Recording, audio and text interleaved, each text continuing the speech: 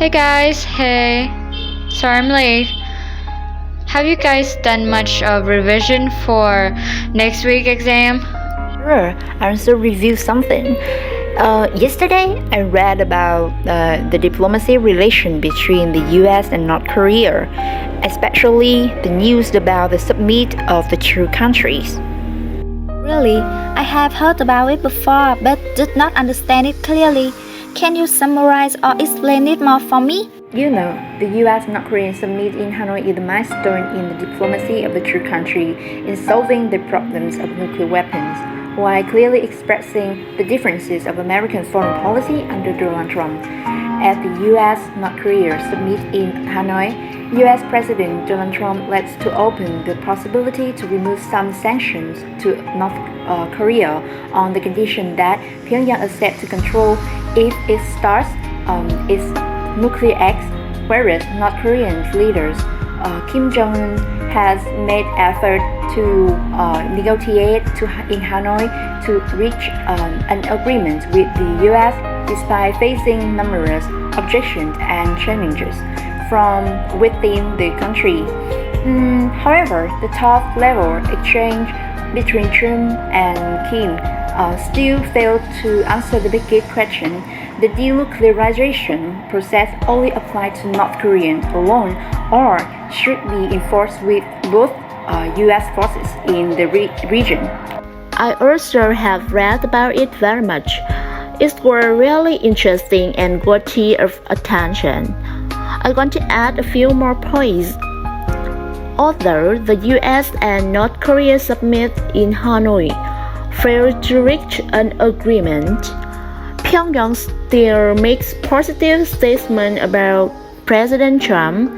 It can be said that the relationship between the US president and the North Korean leader is still root, and the feeling between the two leaders are mysteriously magical in the way that the South Korean media see it. Guys, I also have a very hot news regarding to North Korean and American relations that I want to tell everyone right now. What is it?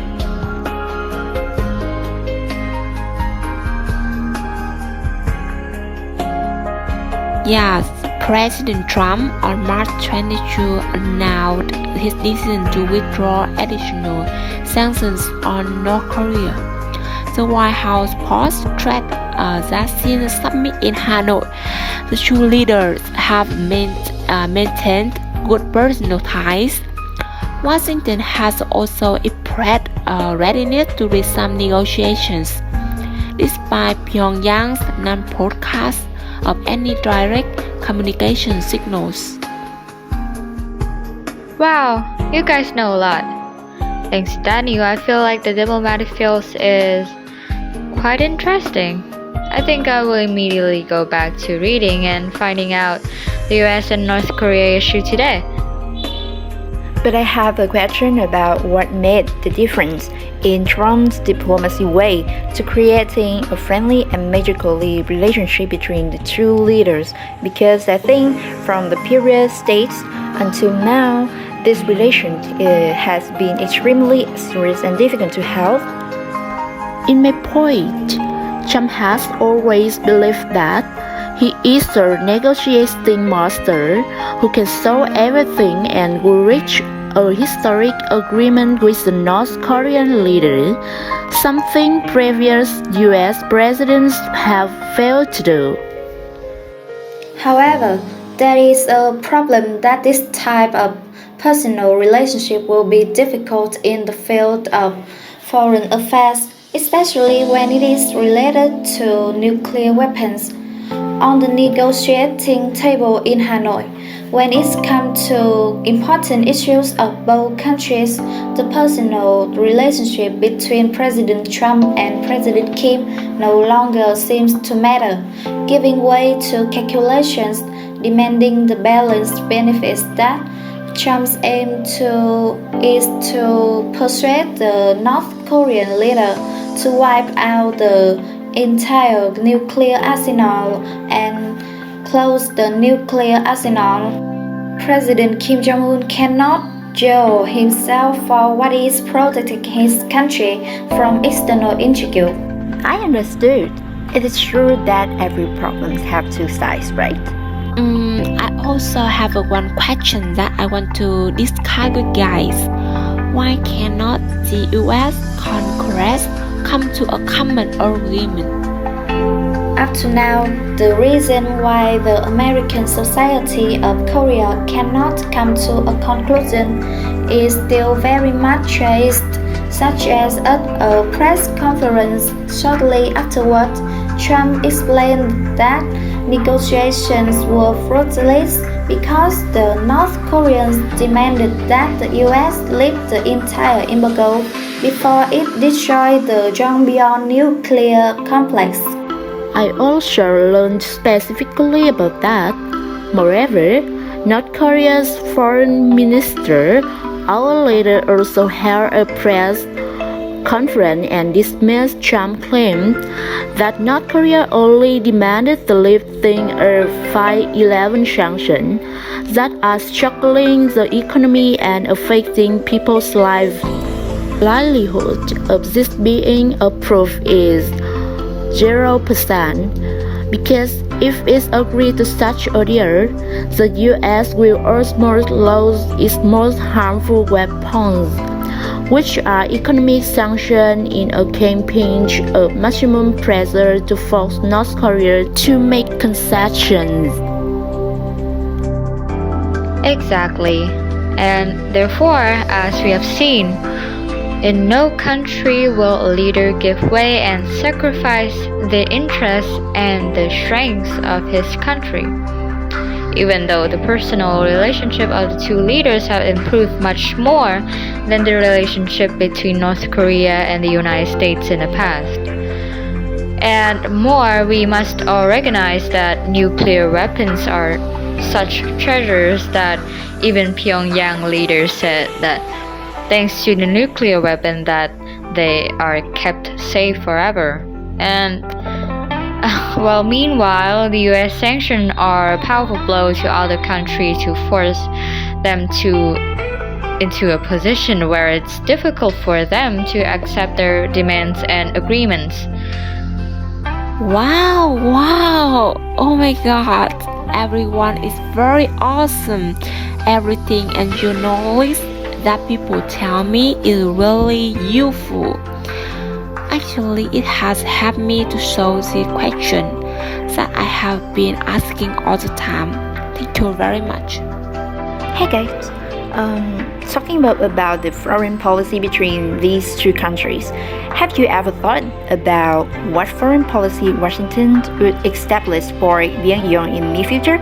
I have been thinking about, but still wanted to ask for more ideas to discuss with everyone.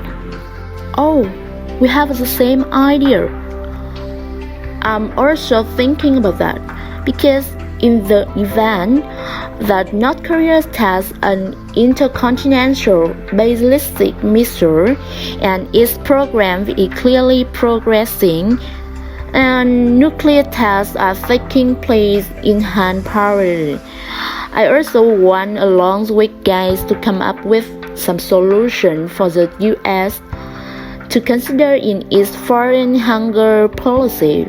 Most of these solutions have been discussed for many years, some of which have been made in part to varying degrees. None of the options, however, are ideal.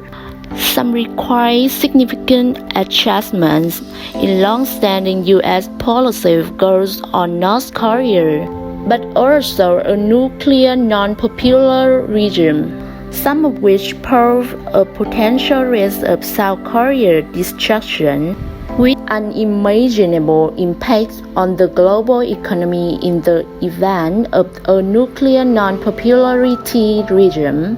Even China will also participate. In my opinion, actually, we have to recognize North Korea as a nuclear power, right? Under this option, North Korea will receive what it requires for several years. It could open up a direct channel of negotiations. There could be peace, treaty, and normalization of relations. However, from negative aspect, it can give North Korea satisfaction and lead to even more assertive policy, especially for South Korea and Japan, regardless of the case of three denuclearized nuclear powers. So how do you guys think about adding sanctions and pressure for the North Korea government to abandon nuclear program? Like, at the moment it's difficult to say where the sanctioning regime can go and whether other areas can be sanctioned or not. However, if North Korea continues to provoke like this, the US will have the support of the Security Council members, which had been shown repeatedly. And although the sanction regime did not bring expected results and North Korea will still develop both of its programs, Well, everyone's opinions and solutions are extremely reasonable and interesting, and I think military solution is one of those as well. On this option, the US needs to make some changes in military intervention.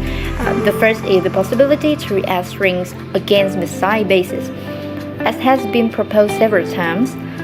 In addition, military intervention deployed not only the Air Force but also Marines with the aim of overthrow the region. However, any military campaign will not only lead to the destruction of North Korea but also retaliation and attack on South Korea and possible Japanese and American bases in the area. Moreover, the ecologically environmental consequences are difficult to predict when we talk about conflicts in the region that are important to the global economy. Besides, China's intervention and hand-in-hand conflict may occur and we cannot predict. I also have some ideas. In addition to considering solutions for its foreign policy from the US, I think that Pyongyang should change the mode. The coordinated strategy aims to provide the Korean people with information about the real world, support for all non-governmental organizations related to North Korea, and so on. However, the regime's instability can lead to a potential power struggle, which on the one hand can lead to internal conflicts, or on the other hand strengthen the regime's grip on power. What do you guys think about this? I think diplomacy is also an option which is worth considering. Following the improvement in the US-North Korea summit under Trump, proposals to North Korea for multilateral as well as bilateral talks are necessary options.